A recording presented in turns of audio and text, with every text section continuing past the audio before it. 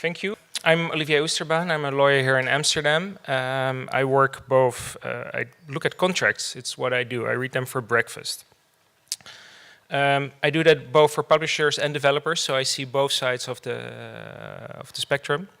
And for developers, it's both for publishing contracts and work for hire contracts. With publishers, I try to develop contracts that are easy to read and fair, hopefully. And with developers, I help with basically just parsing the contract, seeing what's in there in first instance, but then also see at what's fair and reasonable and possible, and try and come up with solutions where maybe there's some deadlock. Reading a contract as a legal guy, I wouldn't say it's completely different, but it takes some skill and experience. So sometimes what I notice is that developers, they focus on one thing, whereas it would be more helpful to focus on another thing. And it's for understandable reasons that I'll touch on later. So then what happens is that there's too much focus on one thing and too little focus on the other thing. So while you're, I don't know, yeah, it creates problems. I was trying to come up with an analogy, but there's none. I have 5 of them.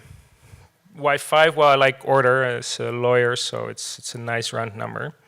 The first one is keeping IP. And there's this, maybe it's not there as much anymore, but there's this concept that a publisher that lets you keep your IP is a good publisher. It really depends, and keeping your IP is the start. What you should be looking at is the license and then the elements of the license. That's very abstract. Well, good thing it's black and white. Sorry, my adapter is a bit screwy. The scope of what's in the license in a contract. There are 4 elements to look at.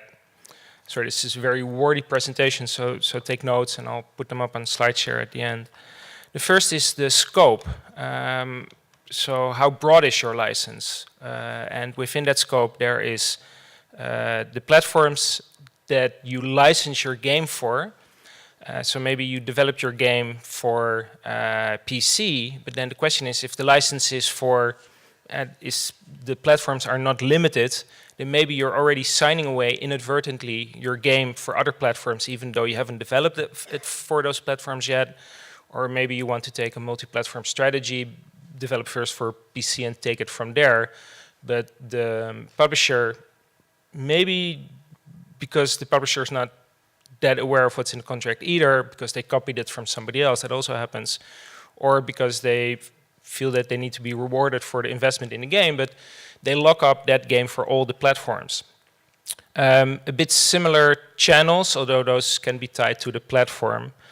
Another one is the exclusivity of the license. So there also is the license just for the platform, or is it is it for the game, or is it for the game for that platform? What you can agree to, I think, if you have a multi-platform strategy for your game is timed exclusivity. So you say, of course, the license needs to be exclusive to stay with PC. If you license it for PC to one publisher, and especially if that publisher also does some funding and some marketing, it makes sense to have the publisher be exclusive for that platform. But if your game is already out on one platform and somebody else says, well, we have good reach in a certain territory, let's say Latin America or Japan, then you can give a non-exclusive license additionally to them as well. But if you launch on multiple platforms, you can give an exclusivity timed, say 3 months or 6 months, to give someone a launch window and be able to get sales on that platform or channel only. The other one to look out for, this is legal talk, right? So it's the most boring one of today. But maybe also a very helpful one. The third one is option rights. Sometimes what happens there is that the publisher wants to, and I think that's fair, be the first one to talk with you about your next game, especially if they launch with you for your first game and you have some momentum, to also talk with you for your second game. But sometimes the option is there that it's a lockup for your second and third game, and it's maybe you start to talk with them and it doesn't develop into anything, but you just lost 6 months not being able to talk to somebody else if there's an option right or a right of first refusal. So I think it's fair to, as a publisher, to ask that they come to you, talk to you, or that you come to them to talk with them first, but I don't think it's fair to agree to any kind of option. The second and the final one, sorry, is the term. And to give an example of how you can focus on one thing and sort of forget the other thing, the term of the contract can be 2 years, let's say, on one end and 10 years on the other end. So what sounds better, maybe the 2-year one, right? Because you think, well, after that, I'm able to take it somewhere else, or maybe just 10 years sounds really long. But if the 10-year term is that and it ends at 10 years, and the 2-year terms is renews every time, and there's no way to break that renewal, or you need to cancel it beforehand, then effectively that can turn into an indefinite term. So read the contract and read those clauses in context. That's maybe the takeaway from there. Then the second part, royalty percentage and versus the calculation of that percentage. I think if there's one thing that most people remember or know about royalty percentages is what it's calculated over. And so if it's calculated over gross revenues or net revenues, I think the last years, especially with most income coming through platforms, it's just money in the bank of the publisher, and then some deductibles and recoupables taken out of that. So there's not a huge discussion on gross versus net. I don't think it's that a relevant discussion either. It's more what money can the publisher deduct. This is a bit more developer focused today, but what money can the publisher deduct from the money that comes into the bank received from the platforms? I would say itemize that. There will be something that cannot be itemized, like marketing costs. Earlier today, with a bunch of publishers sitting here, it came up, well, some publishers will put that into their percentage. Others will say out-of-pocket costs. We want to be able to pass on like user acquisition costs, et cetera, et cetera. Some deductibles is fine, but not everything, I would expect. And for the platform cut also, something to look out for there is that it's not double dipping. So if the money is already withheld by the platform, you don't get to deduct it a second time. I don't think it actually happens that much, but sometimes the contract reads that it's at least possible.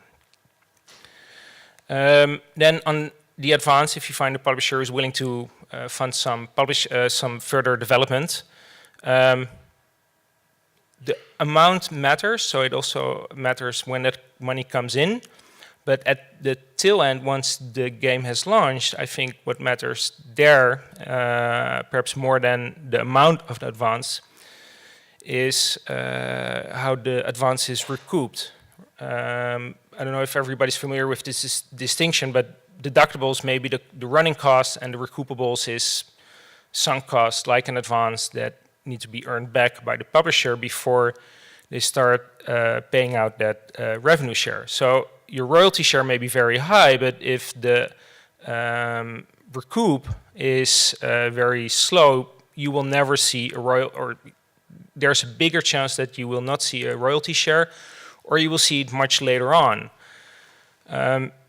So the recoupables is usually the advance and any kind of launch marketing. The rate of recoup, and this is something that's not in every contract, strangely enough, is the rate at which the advance recoups. So let's say the advance is 100. Will the first 100 of income of income going towards the recoup, will that count totally towards that, or will you already get some kind of royalty? So the rate of recoup can be 100%, the publisher first gets everything back, or will it be, let's say, 70% and you already start earning royalties, or some part of that money coming in is available for royalty distribution, let's say 50-50, so 50% of $30 going to you and 50% of the $30 going to the publisher. And then is there's an adjustment. I think what also came up this morning is that a lot of publishers take into account that there will be some kind of cost overrun. I think that it's fair, or something to discuss, is whether those kind of additional budgets can be recouped at a little bit of a higher rate, or that the royalty needs to be adjusted because there's a high risk for the publisher. And it needs to be from revenue and not royalty. Then the fourth one is control, let's say creative control. And so one thing that comes up is who gets to say that the game is finalized or good enough. The developer wants to be able to say that because they are afraid that the publisher will push them in a direction that they don't like. And the publisher wants to be able to say that the game is good enough and doesn't need more polish or yet another level, or actually that it's not good enough and that it needs more work.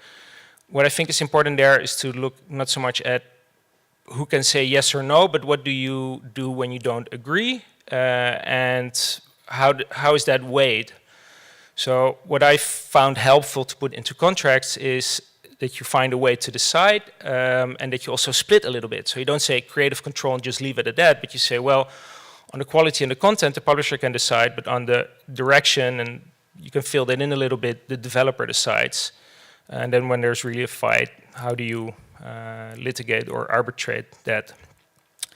So in line with that, the fifth one, which may not be that much in the contract, what I've also found in that developers like to talk about, maybe because it's very visible, it's also it comes up in the Dutch Slack group for developers, is edge, what I would call edge cases. So it's Twitch streaming. Can you tell someone not to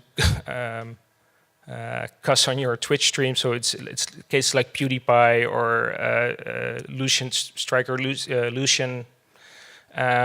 Strange things that happen around trademarks, streaming, all these kind of things. They're interesting, but I don't think they are likely to happen, and they probably don't have a big impact on your day-to-day business and activities. What will have a big impact is, for example, things like a go, no-go decision, support after launch, bug fixing after launch. Will you get paid for that, or does it need to come out of your royalty share? In 3 slides back, you just realized that actually maybe the first 3 months until the game recoups, you're not going to have any income. So if there needs to be some support bug fixing beyond the first 2 weeks, then maybe you would want to make sure that the publisher reserves some income and pays that to you.